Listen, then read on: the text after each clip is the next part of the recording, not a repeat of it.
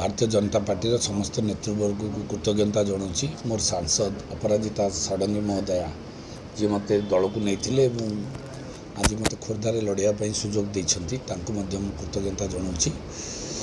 आउ ये खोर्धा माटी गोटे विप्लवीर माटी, तो ये निर्वाचन मोपाई गोटे निर्वाचन नुहे, मोपाई गोटे पुणी थरे विप्लवर आरंभ खोर्धा माटी जमती इंग्रेज विरुद्ध रे थरे लड़ाई आरंभ होता खोर्धारू, पुणी थरे ये खोर्धा माटी आउ थरे विप्लवर आरंभ, एक विकसित खोर्धा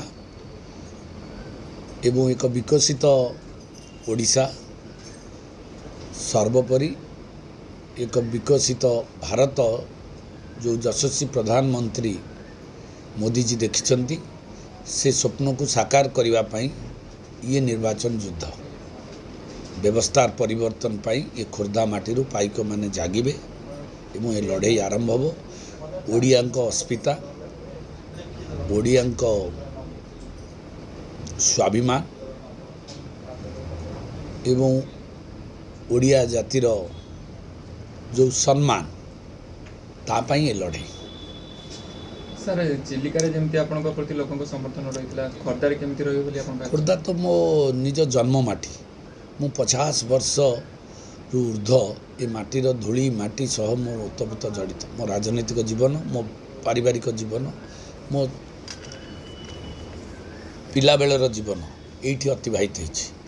तो निश्चित भाव में ये सबुठु बड़ सुविधापूर्ण जगह मो पाई। बेगुनिया गोटे अचिना जगह थिला, चिलिका गोटे अचिना जगह थिला, मो दूर जगह थिला, सेठी मु बहु जन समर्थन पाई। 43,000 मार्जिन केबे बेगुनिया इतिहास रे ही नथिला।